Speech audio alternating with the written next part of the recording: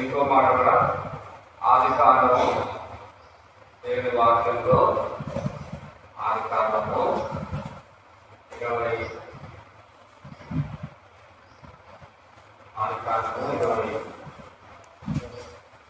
అధ్యాయం ఆది కాండము 26వ అధ్యాయము 12వ వచనం ఆది కాండము 26వ అధ్యాయము 12వ వచనం అందరం కలిసి ఇస్సాకు ఆ దేశమందున్న వాడై విత్తనమును వేసి ఆ సంవత్సరము ఊరంతలు పాల్గొనను యెహోవా అతనిని ఆశీర్వదించినది కదా ఆ మనుషుడు గొప్పవాడాయను. ద్వితీయోపదేశకాండం 28వ అధ్యాయం 3వ వచనం. ద్వితీయోపదేశకాండము 28వ అధ్యాయము 3వ వచనం. అతను కలిసి నీవు పట్టణంలో దీవింపబడు, పొలంలో దీవింపబడు. దేవుడు ఈ లేఖన భాగాలు ప్రభువును మనం ఆరాధించడానికి దీవించుగాక. ఈ 3 వచనాలు ఎక్కడ చూసినట్టు కనబడుతుంది కదా, ఎక్కడ ఎక్కడ చూస్తారు? ఎక్కడ చూస్తారు? ప్రతిరోజు క్యాలెండర్ చూస్తే ఈ 2 మాసాల కొరకు మనకి మే తర్వాత జూన్, ఈ 2 మాసాల కొరకు అక్కడ శీర్షికంగా ప్రథమంగా 3 వాగ్దానాలు వచ్చాయి. స్థారంగా కానీ పనివారు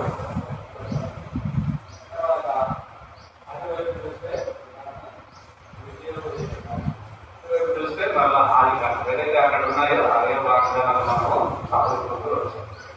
కాబట్టి ఇక్కడ ప్రథమంగా దేవుని యొక్క వాక్యంలో మనం చూస్తే ఆరాధన కొరకు దేవుడు తన వాక్యం ద్వారా మనతో కూడా ఈ యొక్క 3 వచనాలు ఏదైతే మనం కేంద్రంగా చెప్పుకొని మనము చదువుకుంటూ వచ్చామో, సో దీని యొక్క 3 అంశాల్లో 3 యొక్క వచనాల్లో కూడా మనము ప్రాముఖ్యంగా గమనిస్తే ఎలాంటి యొక్క మరి రీజన్ కారణం ఏంటి మనకి ఇక్కడ కనబడుతున్నా ఉందంటే ఫలము.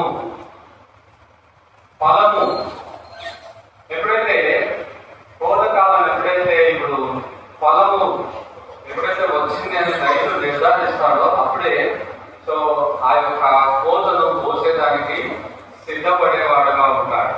కాబట్టి మన యొక్క ఆధ్యాత్మిక జీవితంలో కూడా మనము కూడా ఈ యొక్క ఫలము ఫలించేటువంటి వారమై ఉండాలి అనేది దేవుని యొక్క ఉద్దేశం. అందుకే బైబిల్లో కొత్త నిబంధన ఆరంభంలో కావచ్చు, పాత నిబంధన ఆరంభంలో కావచ్చు, ప్రాముఖ్యంగా మరి బైబిల్లో గొప్పగా ఎంచబడినటువంటి అంశం ఏంటంటే థీమ్ ఏంటంటే ఆదికాండం యొక్క ఆరంభంలోనే దేవుడు ఏమంటాడు? మొదటి అధ్యాయం 28వ వచనంలో మీరు ఫలించి అభివృద్ధి చేయండి. మీరు అక్కడ స్టెప్ బై స్టెప్ మెట్టు వెంబడి మెట్టు అంటే దైవ ఉద్దేశం, దేవుని యొక్క సంకల్పం తన బిడ్డల పట్ల, సమస్త మానవాళి పట్ల ఏమంటున్నాడు? 1:28 దేవుడు ఏమంటున్నాడు? నేను చెప్పిన మాటలు కాదు, నేను చెప్పిన మాట అయితే మీరు వినకపోయినా పర్లేదు, మీరు బైబిల్ చేయకపోయినా పర్లేదు, ఇది దేవుని మాట. ఎవరి మాట అది చెప్పండి? దేవుని మాట. కాబట్టి ఆ దేవుని మాటలు ఎవరైతే చదవగలుగుతారో, మీకు బైబిల్ తెలిసేది తీయగలిగిన వారు తీయండి, తీయలేని వారు అటు ఇటు పేపర్లు తిప్పకండి, జాగ్రత్తగా వినండి, సరిపోతుంది. దేవుడు ఏమంటున్నాడు? దేవుడు వారిని ఆశీర్వదించి ఆశీర్వదించను. ఎట్లనగా మీరు అంటే మనం అందరం ఇప్పుడు ఆరాధన కొరకు వచ్చినప్పుడు మనకు కూడా ఈ యొక్క వాగ్దానము వర్తిస్తుంది. ఇదేదో ఆదాములతో లేదంటే ఆ యొక్క మూల పురుషులతో ఆదామవ్వలకే చెందింది అనుకోవడానికి లేదు. మీరు అంటే అక్కడ నీ పేరు పెట్టుకోవాలి. నేను ఫలించి ఫస్ట్ ప్రిన్సిపల్, మొట్టమొదటిగా దేవుడి ఉద్దేశం ఏంటి? మీరు ఫలించి. కానీ మనం అందరం కూడా ఫలించాలి. మీరు ఫలించి, రెండవది అభివృద్ధి పొంది, మూడవది విస్తరించి, నాలుగవది భూమిని నిండించి దానిని లోపరుచుకొని. చూడండి, చూసారా? 5 నియమాలు. ఒకటి ఫలించి, రెండవది అభివృద్ధి పొంది, మూడవది విస్తరించి. ఎంత విస్తరించాలా? భూమిని నిండేంతగా విస్తరించి, ఐదవదిగా దానిని లోపరుచుకోండి అంటున్నారు. కాబట్టి దేవుడి యొక్క బైబిల్ ఆరంభంలో, తర్వాత కొత్త నిబంధన కోసం పాత నిబంధన ఆరంభంలో ఫలము అనే మాట చూస్తాము. కొత్త నిబంధన ఆరంభంలో అక్కడ బాప్తిస్మం ఇచ్చి యోహాను అందరికీ స్వార్థ ప్రకటిస్తూ యోర్దాను నదిలో బాప్తిస్మం ఇస్తూ అంటున్నాడు. ఏమంటున్నాడు? మారు మనస్సులకు తగిన ఫలములు ఫలించుడి. ఎందుకు? సో దేవుని యొక్క మనసులో వారు లేరు.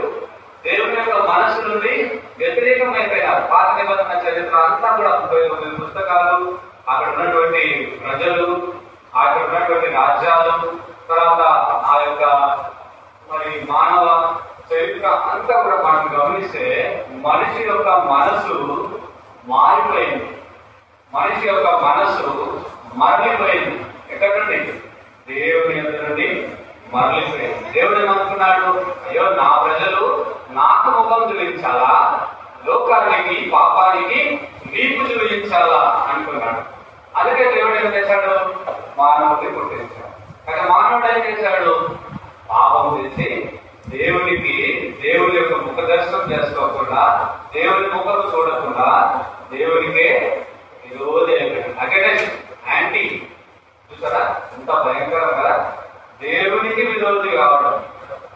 కొత్త నిబంధనలో ఒక మాట ఉంది, చాలా భయంకరమైన మాట. ఏంటది? దేవుని చేతిలో పడుట బాబు, జీవం గల దేవుని చేతిలో పడుట బాబు భయంకరం. కాబట్టి పిల్లలు, అందుకే పాత నిబంధనలో భక్తులు, మనుషులందరూ కూడా దేవునికి అర్థం అయిపోయినారు, దేవుని మానవుల నుండి తొలగిపోయినారు, దేవునికి విరోధులు అయిపోయినారు. రోమా 5వ అధ్యాయంలో మనకందరూ కూడా తెలుసు, మనము బలహీనులమై ఉన్నామంట, తర్వాత మనము అవిధేయులమై ఉన్నామంట, ఆ తర్వాత మనము దేవునికి విరోధులమై ఉన్నామంట. ఆ తర్వాత ఇంకో భయంకరమైన మాట ఏమిటి తెలుసా? దేవునికి శత్రువులమై ఉండగా. ఇంత భయంకరం కదా? దేవునికి శత్రువులు అయిపోయినారట మనుషులందరూ కూడా. ఆ శత్రువులైనటువంటి మనలను విడిపించడానికి, ఆ శత్రువులుగా ఉన్నటువంటి మానవాళిని రక్షించడానికి జగద్రక్షకుడు యేసుక్రీస్తు ప్రభువారు మంచి మిత్రుడుగా ఎక్కడికి వచ్చాడు? ఈ భూలోకానికి వచ్చాడు. అది శత్రువులు, దేవుని నమ్మరు, దేవుని మాట వినదు, దేవుని బిడ్డను చేర్చుకోవాలని తెలుసు, దేవుని నామంలో వచ్చే వారిని చంపుతారని తెలుసు, దూషిస్తారని తెలుసు, హేళన చేస్తారని తెలుసు, కించపరుస్తారని తెలుసు. అయినా కూడా దేవుడు అదే మార్గాన్ని, నేను ఆ శత్రువుల దగ్గరికే పోతాను. ఎవరైనా పోతారా? మీ శత్రువుల దగ్గరికి ఎవరైనా పోయారండి? ఆస్కారం ఉన్నారు అనుకోండి, కత్తులు బాంబులు పెట్టుకొని రెడీగా ఉన్నారు అనుకోండి, వాళ్ళ దగ్గరికి పోయి బాగున్నారా, పలకరించారు, 2 రోజులు ఉండొస్తామని వస్తారా? మంచిగా చదువుకొని, పెళ్లికి పేరెంటానికి ఎట్లా పోతాం, మంచిగా చదువుకొని సిద్ధపడి ఎట్లా పోతాం? శత్రువుల దగ్గరికి పోతాం. కనీసం ఆలోచన వస్తుందా? వాళ్ళ దగ్గరికి ఎవరి దగ్గరికి నాకు పోవాలంటే ఎన్ని ఆలోచిస్తాం. వాడు మనవాడైనా కాదా, వాడు మన సంబంధించిన వాడే కాదా, మన కార్యక్రమాలకు వచ్చాడా లేదా, ఇవన్నీ ఆలోచిస్తామా లేదా? మనం ఇవన్నీ ఆలోచిస్తాం. కానీ దేవుడు ఎంచుకున్న మార్గం ఏంటి? నేను శత్రువుల దగ్గరికి పోతాను, ఆ శత్రువుల దగ్గరికి నేను ఒక మంచి మిత్రుడిగా పోతాను, వాళ్ళకు అనే పోతాను అని చెప్పి దేవుడు ఆ మార్గాన్ని ఎంచుకున్నాడు. అందుకే ఆ మార్గాన్ని సిద్ధపరిచే ఒక శబ్దమైన బాప్తిస్మం ఇచ్చి యోహాను ఏమన్నాడంటే, మీరందరూ కూడా ఎలాంటి ఫలం ఫలించాలా? మారు మనసులకు తగిన ఫలం ఫలించండి. ఇప్పుడే బిడ్డలు ఎక్కడుంది? చెట్టు వేరిన ఇక్కడ మంచి ఫలం ఫలించని ప్రతి చెట్టు నరకబడి నిలువవేయబడు. చూసారా? పాత నిబంధన ఆరంభంలో ఫలము, కొత్త నిబంధన ఆరంభంలో ఫలం మనం కనపడదు. చూసారా? పాత నిబంధన ముగింపులో ఫలం ఉంది, కాదు కొత్త నిబంధన ముగింపులో కూడా ఫలము లేదు. అంటే మనకి 2 మాసాల వరకు దేవుడు మన ముందు పెట్టినటువంటి వాక్యాన్ని మనము మన వ్యక్తిగతంగా, ఏదో ఎలక్ట్రానిక్ క్యాలెండర్లు పైసలు సంపాదించడానికి అమ్మట్లేదు, అర్థమైందా? ఎలక్ట్రానిక్ క్యాలెండర్లు పైసల కూడా కాదు. ఆ వాక్యం మీ ఇంట్లో ఉండాలి, ఆ వాక్యము మన ఇంట్లో ఉండాలి. ప్రతిరోజు ఆ వాక్యాన్ని ఏం చేయాలి? ఆ వాక్యాన్ని, ఆ భాగాన్ని, ఆ వెనుక భాగాన్ని, ముందు భాగాన్ని, ఆ అధ్యాయాన్ని ఏం చేయాలి? జాగ్రత్తగా చదవాలి, కుటుంబంగా చదవాలి. ఎవరైనా అట్లా చదువుతారో వాళ్ళు చాలా దీవించబడతారు, వాళ్ళు చాలా ఆశీర్వదించబడతారు. అందుకే ఈ పైసల వరకు లేసేది కాదు. ఎప్పుడో పరిసరి అంతా కూడా సర్వీస్, బిజినెస్ లేదే సర్వీస్ లేదు. అర్థమైందా? బిజినెస్ అంటే ఏంటి? బిజినెస్ అంటే ఏంటి? లావాదేవీ. వాళ్ళు నేను ₹1,00,000 పెట్టుబడి పెడితే నాకు ఎంత లాభం వస్తుంది? బిజినెస్ ఒక వ్యాపారం అయితే అట్లా ఆలోచిస్తాడు. ఈ ₹1,00,000కి మరో 2 సంవత్సరాల్లో దీన్ని 10 లక్షలు చేయాలి, 5 లక్షలు చేయాలి. కానీ హెబ్రోన్ అట్లా కాదు. హెబ్రోన్ సంస్థ కావచ్చు, మన యొక్క హెబ్రోన్ సహవాసం కావచ్చు, హెబ్రోన్ యొక్క సేవ కావచ్చు, ఏంటి? ఇది సర్వీస్ అన్నమాట. కాబట్టి ఆ విలువైన వాక్యాలు, అమూల్యమైన వాక్యాలు, గొప్పమైనటువంటి వాక్యాలు చదవగలిగిన వాళ్ళు ఇంట్లో ఒకరు చదివాలన్నా చాలు. ఇల్లు అంతా మేము చదవలేదు, మనమేం చేస్తాం, కాస్త చెప్పి దారి చేస్తాం, మేము చదవలేము, మేము ఫలానా, మాకు చదువు రాదు, మాకు అంత టైం లేదు అని చెప్పకూడదు. దేవుని వాక్యం ఖచ్చితంగా చదవాలి, దేవుని వాక్యం ఖచ్చితంగా ఉండాలి. దేవుని వాక్యానికి ఇవ్వాల్సినటువంటి ప్రాముఖ్యత, ప్రాధాన్యత మన జీవితంలో ఇచ్చినప్పుడు దేవుడు మనల్ని బ్లెస్ చేస్తాడు. అందుకే ఇస్సాకు జీవితంలో ఇస్సాకు ఆ దేశమందు ఉన్నవాడే ఇంకా చదవండి 26:12 ఆదికాండం. ఇస్సాకు ఆ దేశమందు ఉన్నవాడే ఏం చేశాడట?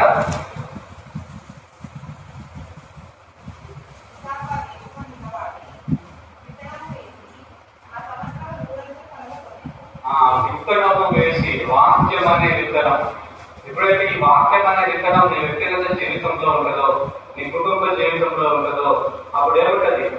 ఫలం అనేది. ఈ వాక్యం అనే విత్తనం నీ వ్యక్తిగత జీవితం లేకపోతే ఇప్పుడు ఫలం ఉండదు. ఫలము లేకపోతే అభివృద్ధి ఉంటుందా? అభివృద్ధి లేకపోతే విస్తరించేది ఉంటుందా? విస్తరించేది లేకపోతే భూమిని నిండించేది ఉంటుందా? భూమిని నిండించేది లేకపోతే ఏలుబడి చేసేది ఉంటుందా? ఉండదు కదా. ఇవన్నీ ఉండవు. ఎందుకంటే మన ఆధ్యాత్మిక జీవితంలో వాక్యం అనేటువంటి. కాబట్టి అందుకే మన ఆరాధనకు కేంద్రం, మనం ప్రభుని ఆరాధించడానికి ప్రాముఖ్యం ఏంటంటే మానవ మనసునకు తగిన ఫలం. యేసు ప్రభు ద్వారా మనము నిష్ఫలమైనటువంటి జీవితం కలిగినటువంటి ప్రజలంగా మనం అందరం ఉన్నాం ఒకప్పుడు.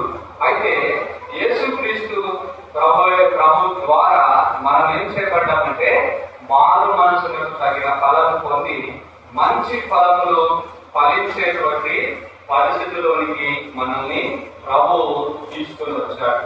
కాబట్టి ప్రియులారా, ఆయన మనకు విశ్వాసం, దేవుని యొక్క నామములో విశ్వాసం అనేటువంటి ఫలము మనం ఫలించేటువంటి ఆరోగ్యత ఇచ్చాడు.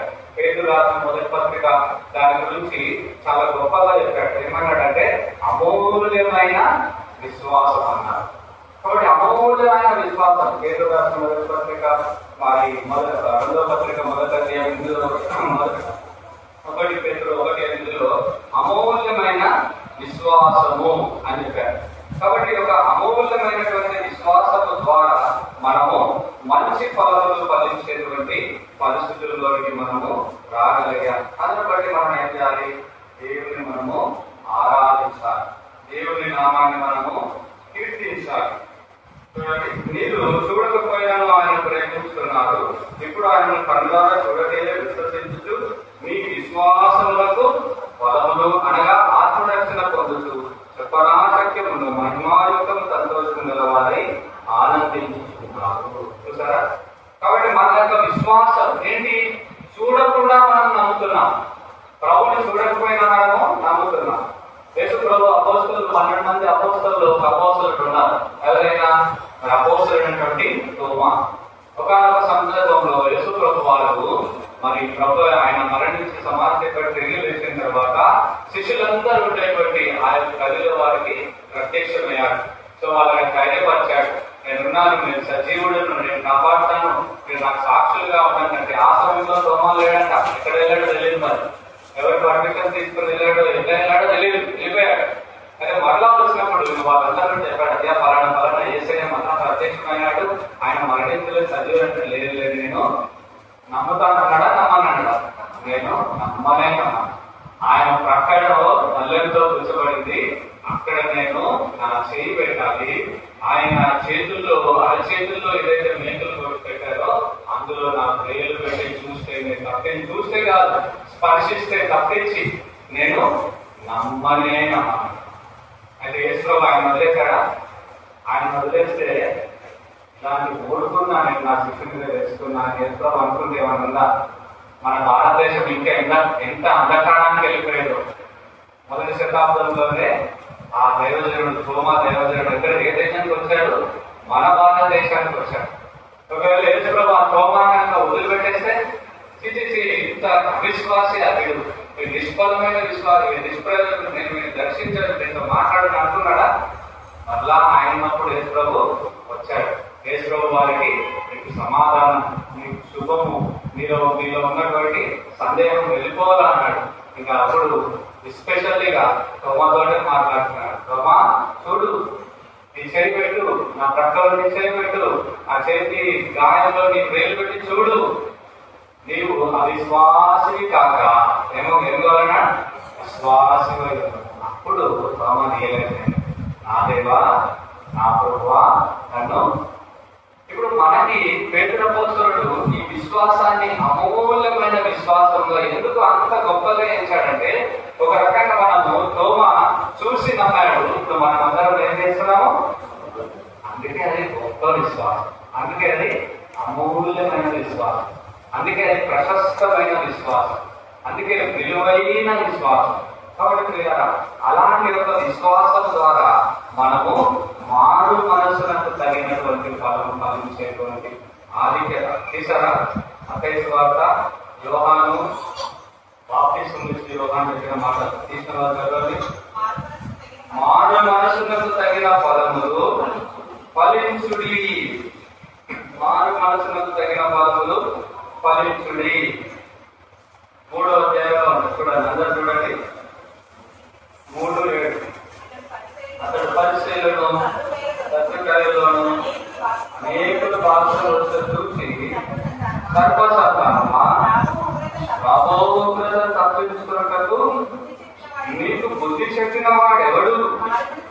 మారు మనస్సులకు తగిన ఫలము విశ్వాసం ద్వారా, యేసు ప్రభునందు విశ్వాసం ద్వారా, యేసు ప్రభు ద్వారా మనము మారు మనసునకు తగినటువంటి ఫలం, విశ్వాస ఫలము పొందేటటువంటి ఆధిక్యత దేవుడు మనకి ఇచ్చాడు. అందుని బట్టి మనం దేవుడిని ఆరాధించాలి, దేవుడిని మనము గణపరచాలి. తర్వాత మనం చూస్తే పేతురు రాసిన మొదటి పత్రిక 7వ అధ్యాయంలో నశించిపో సువర్ణము అగ్ని పరీక్ష వలన శుద్ధపరచబడుతున్నది కదా. దానికంటే అమూల్యమైన నీ విశ్వాసము ఈ శోధనల చేత పరీక్షకు నిలిచినదై యేసు క్రీస్తు ప్రత్యక్షమైనప్పుడు మీకు మెప్పును మహిమయు ఘనతయు కలుగుటకు కారణమగును.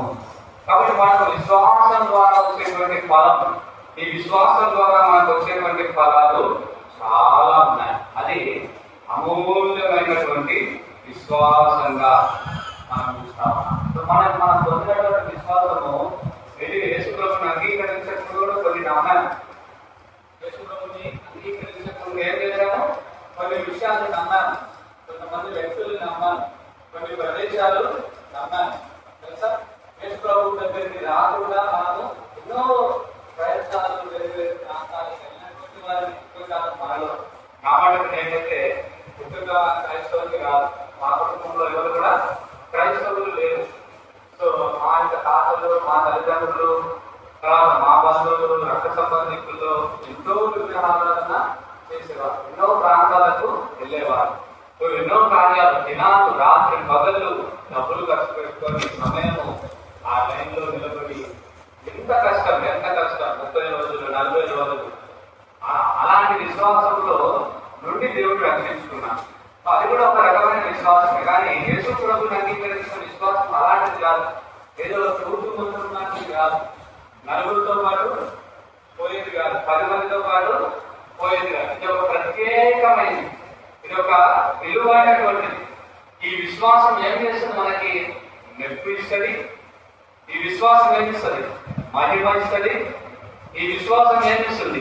ఘనత ఇస్తుంది. అలాంటి విశ్వాసం యేసు ప్రభు ద్వారా, యేసు ప్రభుకి వెలుపల ఏదైనా విశ్వాసం ఉంటే అందులో ఏ వైపు ఉండదు, ఏ మహిమ ఉండదు, ఏ ఘనత ఉండదు, ఏ ఫలం ఉండదు, అన్ని కానీ దేవుడు కానీ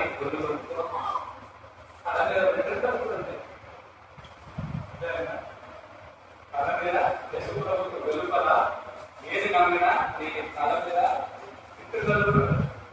ఇంకా లేడీస్ కూడా దొడ్డు కొట్టించి చేస్తారు. ఎవరు వదిలిపెట్టారు, దేని వదిలిపెట్టారు, ఏ దినం వదిలిపెట్టారు, ఏ వారం వదిలిపెట్టారు, ఏ రోజు వాడు పుట్టినా వాడు తెచ్చినా మంచిగా చెడ్డగా వదిలిపెట్టారా? లాగడమే లాగడం. అప్పుడే ఇక్కడికి ఆ చూస్తూ ఉంటే సో వాళ్ళ ఇంట్లో ఎక్కువ జరుగుతాయి కదా, ఏదో కార్యం జరుగుతా ఏదో కార్యం జరుగుతా అది ఏంటో ఎవరికి అర్థం అవ్వట్లేదు. సరే ఆ కార్యం చేసుకునే వాళ్ళు ఎవరైతే ఆ కార్యం అవుతుందో వాళ్ళు ఏదైనా మంచి డబ్బులు ఉన్న వాళ్ళ హోదా ఉన్న వాళ్ళకి లేదు, వాళ్ళ కనీసం తినడానికి కూడా ఉండదు, ఉండదు. అయినా కూడా ఏం చేస్తున్నారు వాళ్ళు, ఎవరినో ఆశ్రయిస్తారు, దేనినో ఆశ్రయిస్తారు, ఇంకా దేని కొరకు, ఇంకా ఎవరి కొరకు, ఇంకా ఎట్లాగో ఉండాలని ఏం చేస్తున్నారు, నాకులాడతా రాజేస్తా. Self satisfaction. కాబట్టి యేసు ప్రభువును మనం నమ్మింది, యేసు ప్రభువులో మనకి ఇచ్చినటువంటి విశ్వాసము ఆ సెల్ఫ్ సాటిస్ఫాక్షన్ కొరకు కాదు, మన కొరకు కాదు, మన ద్వారా దేవుడు సంతృప్తి చెందడానికి. అందుకే విశ్వాస ఫలం, ఈ యొక్క విశ్వాసము ఫలాన్ని అమూల్యమైనటువంటి విశ్వాసము ద్వారా మనము పొందుకుంటూ వచ్చాము. తర్వాత ఈ విశ్వాసం మన ఆధ్యాత్మిక జీవితంలో తిమోతికి రాసిన పత్రిక 2 తిమోతి 2వ అధ్యాయము 1వ వచనం, నా కుమారుడా క్రీస్తు యేసునందున కృప చేత బలవంతుడవు కమ్ము.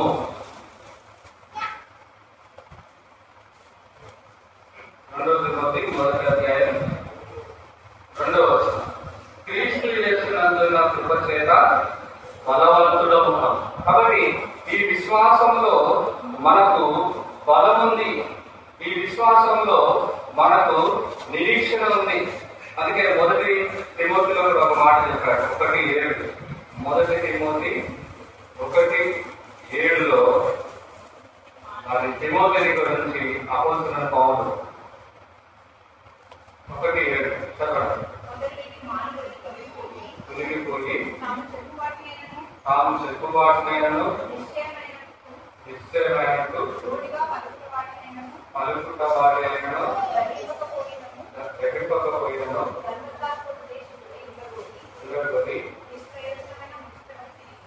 నిష్ప్రయోజనమైన ముచిత. కాబట్టి దేవునికి వేరుగా, దేవునికి విరోధంగా ఇంతకుముందు చెప్పాను కదా, మనుషులు పరిస్థితులు వాటన్నిటి వైపు తిరిగేవారుగా ఉంటారు. అందుకే యేసుక్రీస్తు ప్రభు ద్వారా మనకి ఇచ్చినటువంటి విశ్వాసం ద్వారా మనము పొందినటువంటి బట్టి, ఆ యొక్క ఫ్రూట్ ని బట్టి మనం దేవుణ్ణి ఘనపరచాలి, దేవుణ్ణి స్థిరపరచాలి, దేవుని యొక్క నామాన్ని మనము హెచ్చించాలి, దేవునిలో మనము స్థిరంగా ఉండాలి. అది కూడా దేవుని యొక్క ఉద్దేశం. కొలొస్సీయులకు రాసిన పత్రిక 2వ అధ్యాయం, కొలొస్సీయులకు రాసిన పత్రిక 2వ అధ్యాయం 5వ వచనం, నేను శరీర విషయంలో దూరంగా ఉన్నాను, ఆత్మ విషయంలో మీతో కూడా ఉండి నీ యోగ్యమైన ప్రవర్తనను క్రీస్తునందరినీ స్థిర విశ్వాసంలో చూసి, అమూల్యమైన విశ్వాసం మాత్రమే కాదు కానీ ఎలాంటి విశ్వాసం మనం పొందాం యేసు ప్రభులో, స్థిరమైన విశ్వాసం. చాలా మందిలో ఈ యొక్క ఆధిక్యత ఉండదు. కానీ దేవుడు ఈ సంవత్సరంలో 2024 ఈ సంవత్సరం 6వ మాసము మొదటి ప్రభు దినాన ఇంకా నువ్వు దేవుని సన్నిధిలోనికి వచ్చావు, దేవుని సన్నిధిలో కూర్చున్నావు, దేవుని వాక్యం చుట్టూ ప్రజల చుట్టూ నువ్వు చేర్చుకున్నావు అంటే ఇంతవరకు దేవుడిని ఏం చేశాడు? దేవుడు ఇచ్చినటువంటి విశ్వాసం నిన్ను స్థిరపరుస్తుంది. నీలో చాలా ఫలితాలు ఉంటాయి, మనలో చాలా కొరతలు ఉంటాయి, మనలో చాలా నెగ్లిజెన్సీ ఉంటుంది.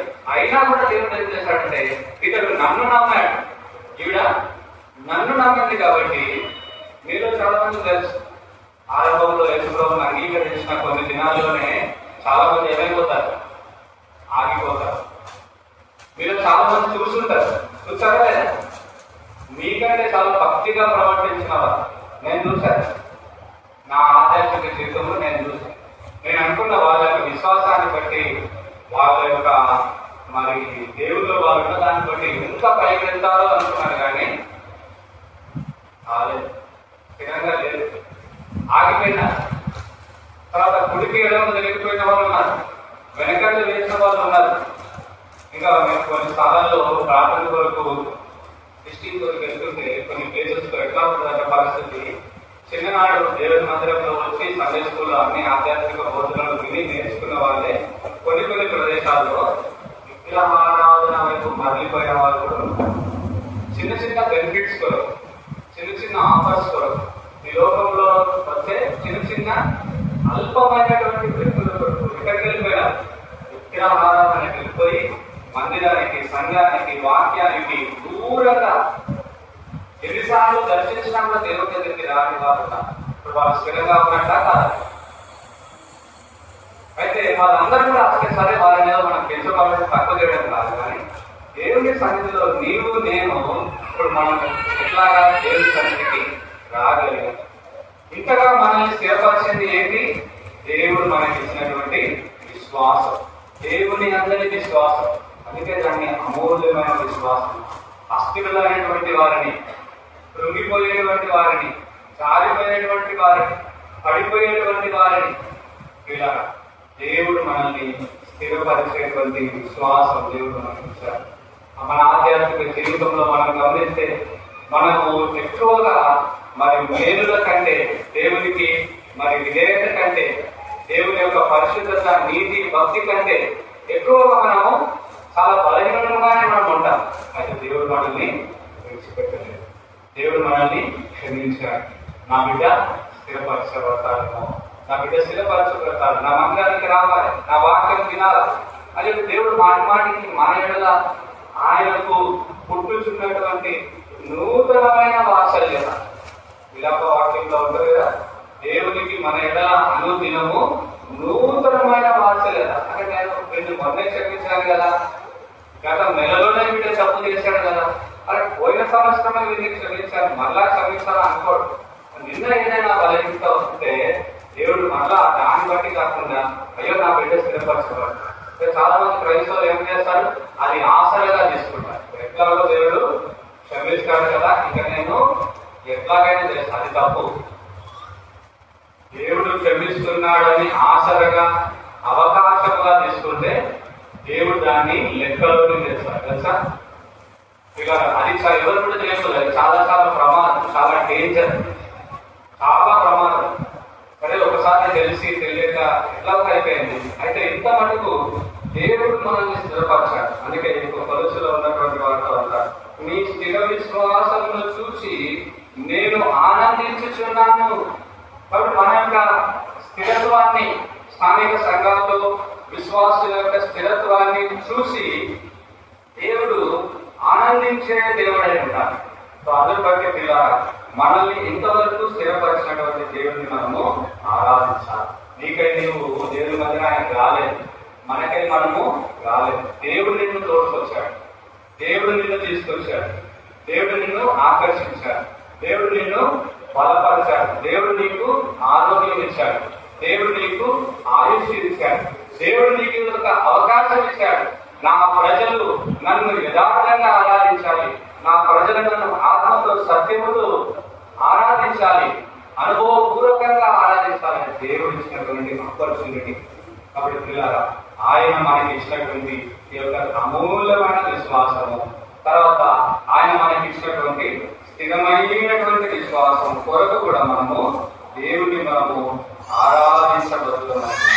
1 కొరింథీ 13వ అధ్యాయం, 1 కొరింథీ 13వ అధ్యాయము 2వ వచనం. 1 కొరింథీ 13వ అధ్యాయము 2వ వచనం. ప్రవచించు కృపావరము కలిగి మనములన్నీ జ్ఞానాన్ని కలిగినను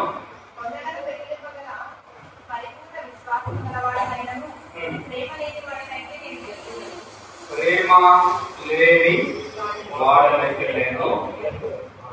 సో ప్రేమ లేకుంటే ఫలం ఉండదు.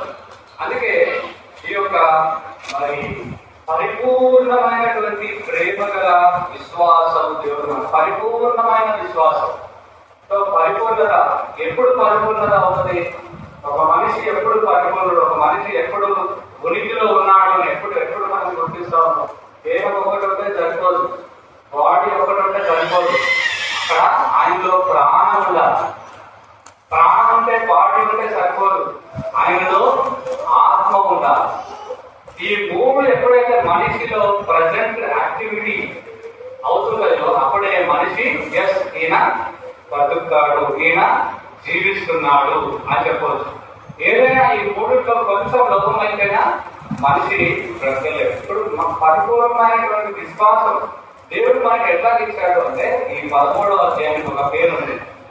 కొరింథీయులకు రాసిన మొదటి పత్రిక 13వ అధ్యాయానికి ఏంటి ఆ పేరు అంటే ప్రేమ అధ్యాయం. చెప్పండి నా వెంట ప్రేమ అధ్యాయం.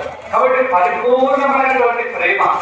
అందుకే కంక్లూడ్ లో 13 చెప్పాడు. కాగా శ్వాసము, నిరీక్షణ, ప్రేమ ఈ మూడు నిలుచును, వీటిలో శ్రేష్టమైనది ప్రేమే. కాబట్టి పరిపూర్ణమైనటువంటి విశ్వాసం మన ఆధ్యాత్మిక జీవితంలో సరిపోయినటువంటి ఆ విశ్వాసాన్ని దేవుడు మనకిచ్చాడు.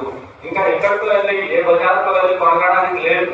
ఇంకా ఏదో ఈ డినామినేషన్కి పోతా, ఆ డినామినేషన్కి పోతా, ఈ సంఘానికి పోతా, ఆ సంఘానికి పోతా, ఈ బైబుల్ కాకుండా ఇంకో బైబుల్ చదువుతా, ఈ వీళ్ళ వర్తమానం వింటా, వాళ్ళ వర్తమానం వింటా, అవసరం లేదు.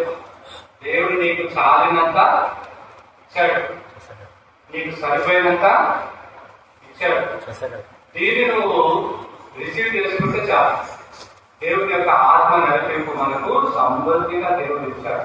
కాబట్టి సంఘ దర్శనం, సంఘ ప్రత్యక్షత దేవుడు మనకి ఇచ్చాడు. కాబట్టి ప్రియులారా, అందుకే మనము పౌల అపోస్తలుడు ప్రవచించు కృపావరణం కలిగి మర్మములు నీయు జ్ఞానవంతయు నేను ఎరిగినను, తర్వాత కొందరు పెద్దగల పరిపూర్ణ విశ్వాసము గలవాడనైనను, పరిపూర్ణమైనటువంటి విశ్వాసం గలవాడనైనను, నేను ప్రేమ లేని వాడనైతే ఎదుగుదను.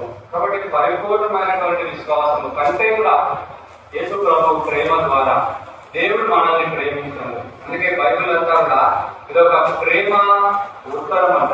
మనుషులకు అందరికీ బైబిల్ అనేది ప్రేమ ఉత్తరం. పరలోకపు తండ్రి ఈ యొక్క పాపలమైనటువంటి మన కొరకు వ్రాసి ఇచ్చినటువంటి ప్రేమ పత్రిక, ప్రేమ ఉత్తరం. అందుకే దేవుడు ప్రేమ అయి ఉన్నాడు. దేవుడు లోకమును ఎంతో ప్రేమించను, శాశ్వతమైన ప్రేమతో నేను ప్రేమించుతున్నాను కనుక విడవకని నేను. కాబట్టి ప్రియులారా, మూడవదిగా మనం చూస్తే పరిపూర్ణమైనటువంటి విశ్వాసం దేవుడు మనకు ఆయన వాక్యం ద్వారా మనకి ఇచ్చాడు. అందరి బట్టి ఆయన మనము కనపరచాలి. లూకాసు వార్త 7వ అధ్యాయం 9వ వచనం.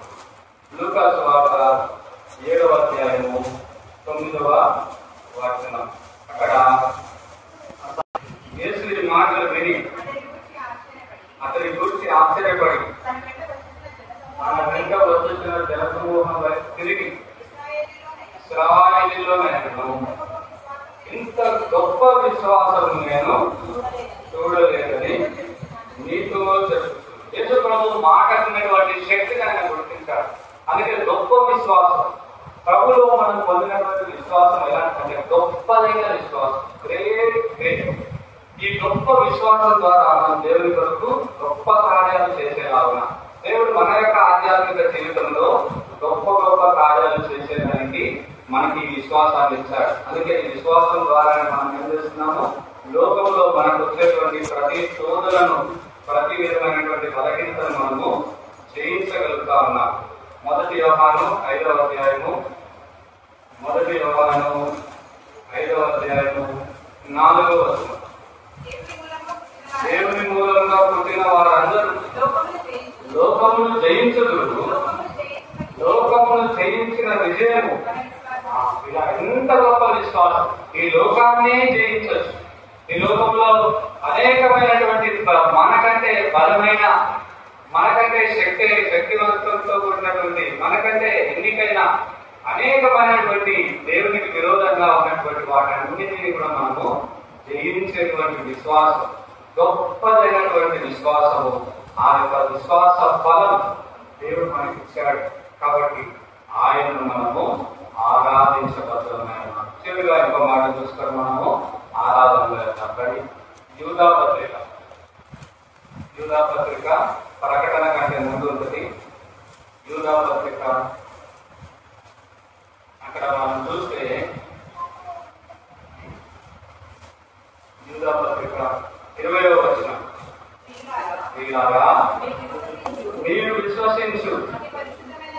పరిశుద్ధమైన దాని మీద మిమ్మును మీరు కట్టుకొనుచు ఆత్మలో ప్రార్థన చేయుచు నిత్య జీవార్థమైన మన ప్రభువు యేసుక్రీస్తు కనికరం కొరకు కనిపించు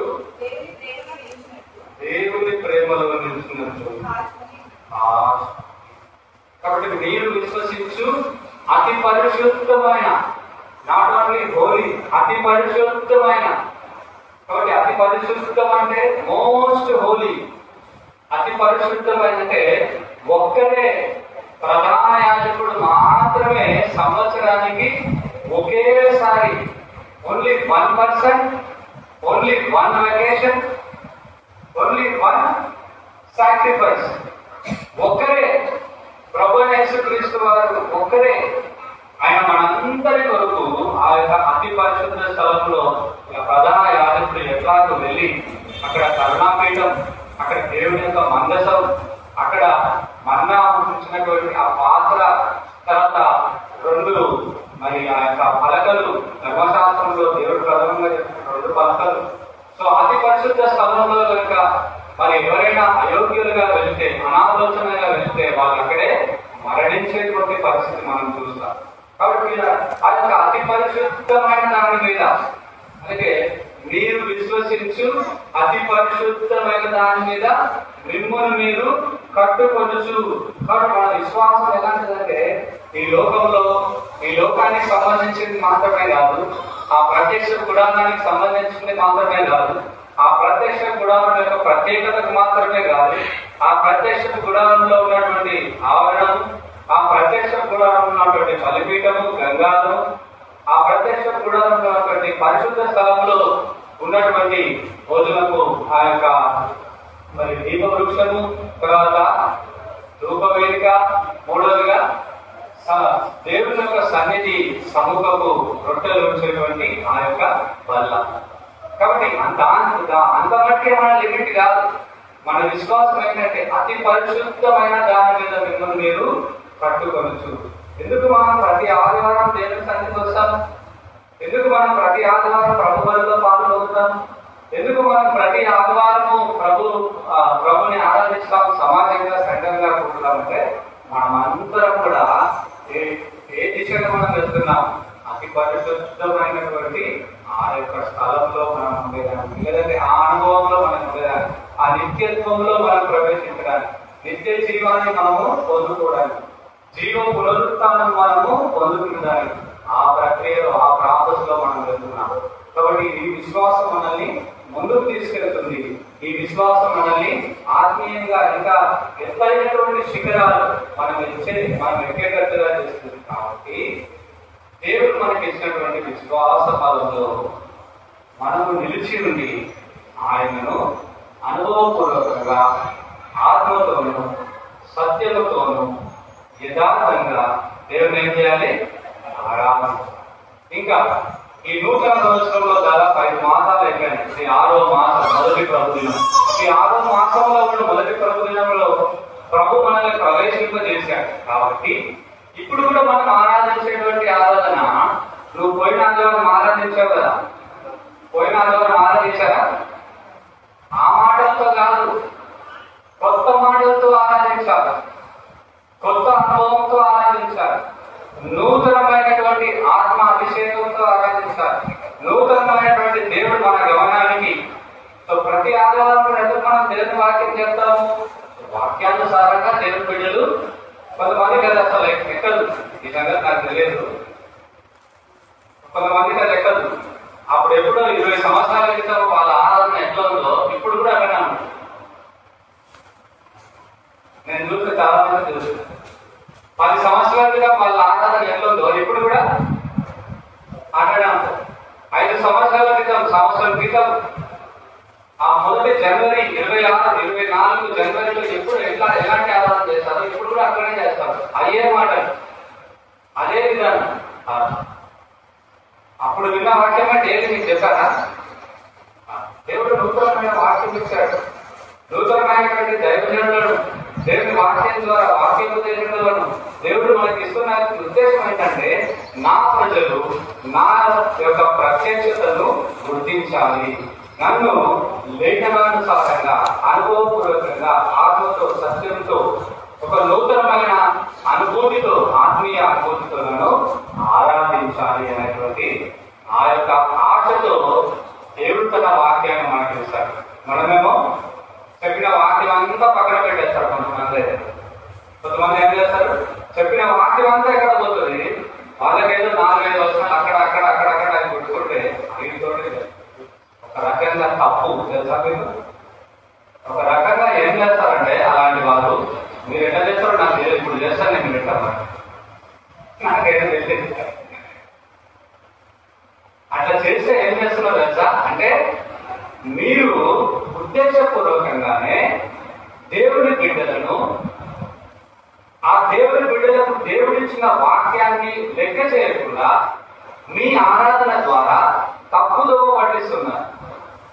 ఇది తెలియకనే, కొంతమంది తెలుసో తెలియదు, ఎట్లా చేస్తో తెలియదు, ఇప్పుడు వింటే బయటపడతారు. బయటపడినా ఏం చేస్తుంది ఏం లేదు. అర్థమైందా? దేవుని వాక్యం మన ఎదురుకు వచ్చినప్పుడు ఆ వాక్యాన్ని మనకు ప్రాముఖ్యత ఇవ్వాలి. సో దానికి మనం ఫస్ట్ ప్రయారిటీ, ప్రభా నా ఆధ్యాత్మిక జీవితంలో నేను నిష్ఫలమైనటువంటి నిష్ప్రయోజనమైన పరిస్థితుల్లో ఉన్నటువంటి నాకు మారు మనసు ఇచ్చావు, విశ్వాసానికి తగినటువంటి ఫలం ఫలించే ఆ కృపనిచ్చావు, నీకు వందన. చాలా మాటలు నీ ఆరాధనతో సంఘం అంతా ఏకీపిస్తుంది, సంఘం చేసే ఆరాధనతో మనం కూడా ఏకీపిస్తాం. అప్పుడు దేవునికి ఏమొస్తుంది? మహిమ వస్తుంది. కాబట్టి దేవుని మహిమ దొంగలించకూడదు. ఇంకా నీకు ఎక్కువ అర్థమై, ప్రభా నేను ఆ యొక్క అమూల్యమైన విశ్వాసాన్ని కాదు కానీ నాకు గొప్ప విశ్వాసం ఇచ్చావు ప్రభా, నాకు ఇంకా ఎన్ని విషయాలు ఇచ్చాను, నాకు గొప్ప విషయాలు ఇచ్చావు, నాకు పరిశుద్ధమైన అతి పరిశుద్ధమైనటువంటి విశ్వాసం ఇచ్చావు, నీకు ఎంతో వందనాలు. కాబట్టి ఈ విశ్వాసం ద్వారా నాకు విజయం ఇస్తున్నావు, ఈ 5 నెలలు నన్ను కాపాడావు, నాకు విజయం ఇచ్చావు, నేను నీకు ఎంతో వందనాలు అని చెప్తే ఎంత బాగుంటుంది. సమయం కూడా చాలా సమయము కలిసి వస్తారు కదా. కాబట్టి ఇలాగా మన దేవుడి యొక్క సంఘంగా మనము చేయవలసినటువంటి మనమందరం ఆ విశ్వాసం ద్వారానే నన్ను స్థిరపరిచావు. దేవా, ఇప్పటి వరకు నేను స్థిరంగా ఉన్నాను, ఈ దినాన్ని నీ సన్నిధికి వచ్చానంటే ఇది నా వల్ల అయితే కాదు, నీవే నడిపించావు ఆయన, నీకెంతో ఉన్నా అని చెప్పి చెప్తే దేవుడు నిజంగా మన ఆరాధన ద్వారా దేవుడు సంతోషిస్తాడు, దేవుడు ఆరాధిస్తాడు. కాబట్టి మారు మనసులకు తగిన ఫలములు ఫలించింది. కాబట్టి విశ్వాస ఫలం దేవుడు మనకిచ్చాడు. ఆ విశ్వాసం ఎలాంటిది? అమూల్యమైనటువంటి విశ్వాసం, అది స్థిరమైనటువంటి విశ్వాసం, అది పరిపూర్ణమైనటువంటి విశ్వాసం. ప్రభా, నాకు ఏది అడగకుండా నాకు చాలినంత విశ్వాసం ఇచ్చావు, చాలినంత నీ వాక్యము, సంఘము, సంఘ దర్శనము, సంఘ ప్రత్యక్షత, సంఘంలో దైవ కార్యాలు నాకు చాలినంతగా ఇచ్చావు, నీకెంతో వందనాలు అని చెప్పాలి. అంత మాత్రం కదా, నాకు గొప్పదైన విశ్వాసం ఇచ్చావు, నాకు అతి పరిశుద్ధమైన దానిపైన నన్ను నేను కట్టుకుని ఆ అభ్యాసములో, ఆరాధన అభ్యాసంలో నన్ను తీసుకెళ్తున్నావు కాబట్టి నీకు వందనాలయ్యా అని చెప్పి మనల్ని మనం దేవునికి సమర్పించుకుంటే దేవుడు ఖచ్చితంగా మన ఆరాధన అంగీకరిస్తారు. ఎందుకంటే ఈ ఆరాధన చాలా ప్రాముఖ్యమైనది. అన్ని పనుల కంటే ఈ లోకంలో అందరూ పనులు చేస్తున్నారు కదా. ఈ లోకంలో అఫీషియల్ గా ప్రతి ఒక్క రాష్ట్ర ప్రభుత్వంలో 33 డిపార్ట్మెంట్స్ ఉంటాయి. ఆ 33 డిపార్ట్మెంట్స్ లో మళ్ళీ వేరే వేరే క్యాడర్స్ ఉంటాయి. దేశంలో 99 కంటే 100కు ఎక్కువ డిపార్ట్మెంట్స్ ఉంటాయి. అందులో అధికారులు వాళ్ళ విభాగాల ప్రకారంగా వాళ్ళు పనిచేస్తూ ఉంటారు. ఇంకా ఇవన్నీ కూడా అఫీషియల్ గా లేదు, మరి ప్రభుత్వం పరంగా ప్రజలకు ప్రయోజనకరమైనటువంటి విధానంలో ఇవన్నీ కూడా డైరీ నైట్లు వాళ్ళ పరిమితులు వాళ్ళు పనిచేస్తాం. వీటికి వెలుపల కూడా ఇంకా ఎన్నో పనులు జరుగుతూ ఉంటున్నాయి. సో ఎంతో మంది పనిచేస్తూ ఉంటారు. దేవుడి పని అంతా, దేవుడి యొక్క కాన్సన్ట్రేషన్ అంతా దేవుడి బిడ్డల పైన ఉంది. ఎందుకంటే ఇక్కడికి నా ప్రజలు నన్ను ఆరాధించడానికి వచ్చారు. సో నా ప్రజలు ప్రాముఖ్యమైనటువంటి పనిని ఎంచుకున్నారు. ఇది ఒక ముఖ్యమైనటువంటి పనిలో నా ప్రజలు ఉన్నారు. కాబట్టి నేను నా ప్రజల మధ్యలో ఉండాలి. నా ప్రజల యొక్క ఆరాధన నేను అంగీకరించాలి, నా ప్రజలు నన్ను ఆరాధించాలి, వారి యొక్క ఆరాధన నేను వినాలి, వారి ఆరాధన ద్వారా నేను సింహాసనాన్ని స్థాపించాలి అనేటువంటి ఉద్దేశంతో ప్రాముఖ్యంగా ఇచ్చినటువంటి ఈ పని కొరకు దేవుడు మన మధ్యలోకి వచ్చి ఇందాక చెప్పినటువంటి వేరే వేరే ఉన్నతమైన వాళ్ళు కావచ్చు, ఆ పనులంటే దేవుడికి లెక్కలేదు. ఆ పనులు చేసే వాళ్ళంటే దేవుడు పట్టించుకోడు. నేను పెద్ద నేను ఫలానా, నేను వగేరా వగేరా అంటే అన్ని నువ్వు బయట చూసుకునైనా నాకు పనికిరావు అంటాడు దేవుడు. ఆరాధించే పని ఎవరైతే చేస్తారో, దేవుడిని స్తుతించే పనులు ఎవరైతే ఉంటారో, దేవుని సన్నిధిలో గడిపే వారు ఎవరైతే ఉంటారో వారి మధ్యలో దేవుడు ఉంటారు. కాబట్టి మనము ఈ సమయంలో కొంత సమయము విన్నటువంటి మరి వాక్య వెలుగులో ప్రభుత్వం మనము ఆరాధనలో వెళ్తాం. ఒకసారి మనం లేచి నిలబడ్డా